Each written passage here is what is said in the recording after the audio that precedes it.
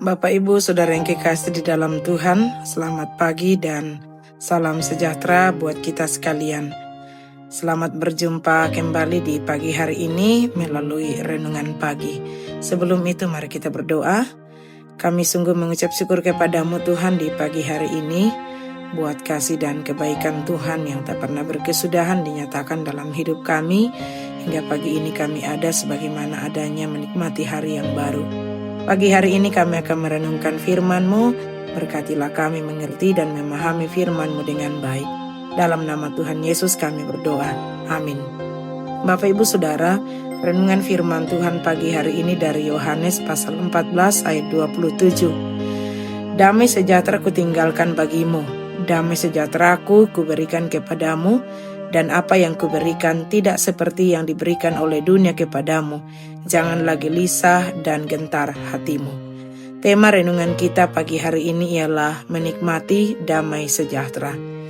Bapak Ibu Saudara, hal terbesar yang diberikan kepada kita ketika kita memberi ruang bagi Yesus adalah damai sejahtera, di mana damai sejahtera itu adalah kebutuhan dasar manusia.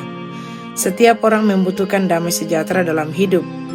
Manusia bukan hanya makhluk fisik, tetapi juga makhluk batin dan rohani. Karena itu, manusia membutuhkan lebih dari sekedar makanan, pekerjaan.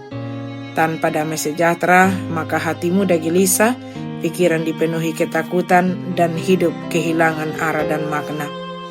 Ketika kita memiliki damai sejahtera, maka kita akan mampu menghadapi masalah tanpa putus asa. Kita akan tetap tenang dalam mengambil keputusan. Kita akan memiliki kekuatan batin saat menderita dan tidak mudah dikuasai emosi negatif.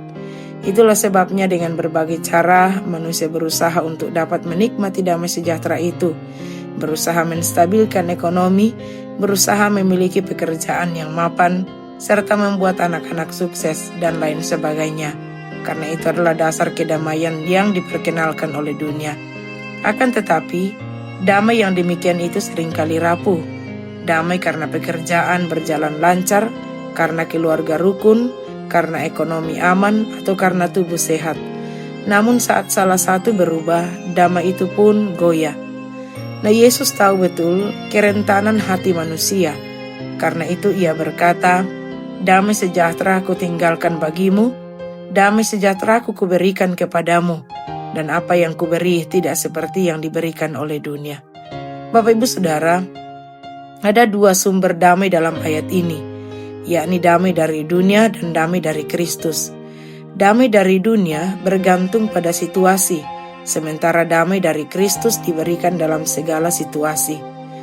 Saat Yesus mengucapkan kalimat dalam ayat ini, ia sedang menuju salib, yakni situasi paling mengancam dalam kehidupannya. Tetapi justru di tengah ancaman ia membagikan damai itu.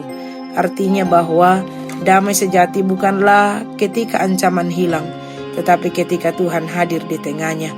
Kita mungkin tidak bisa mengolah seluruh situasi pasar ekonomi naik turun, kesehatan berubah, konflik keluarga, beban pekerjaan, atau badai-badai kehidupan lainnya. Tetapi damai Kristus tidak menunggu situasi ideal untuk hadir. Damainya hadir di dalam badai. Yesus berkata, jangan gelisah dan gentar. Nah, ini bukan sekedar larangan, tetapi undangan untuk merawat hati. Gelisah biasanya muncul dari apa yang kita bayangkan akan terjadi. Gentar muncul dari apa yang kita lihat sedang terjadi. Dan damai Kristus merawat keduanya, yang kita lihat dan yang kita takutkan. Yesus berkata, damai yang kuberikan, bukan usahakan sendiri.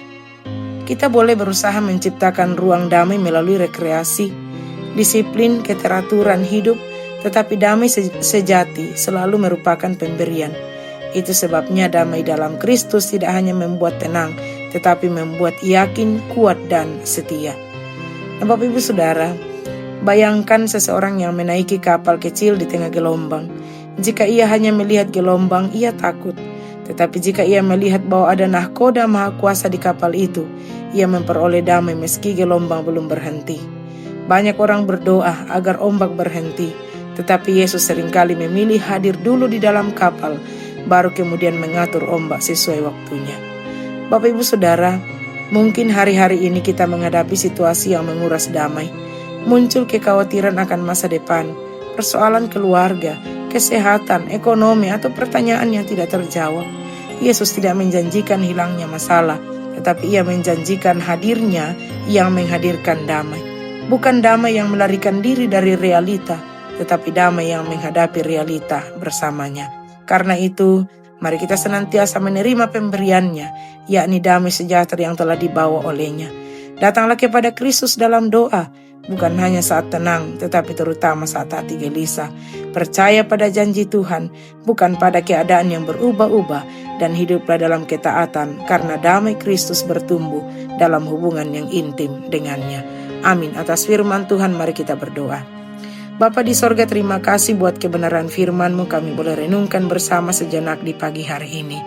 Tuhan memberkati firman-Mu bagi kami, menjadi bahagian kami, menguatkan dan menopang kami, bahkan menuntun perjalanan hidup kami, dan biarlah keberadaan kami memuliakan Tuhan. Berkati dan pelihara kami sepanjang hari ini, tuntun kami, dan berkati apa yang kami kerjakan dibuat Tuhan berhasil. Dalam nama Tuhan Yesus kami berdoa. Amin.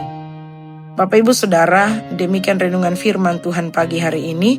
Selamat pagi, selamat beraktivitas. Tuhan memberkati kita semua. Amin.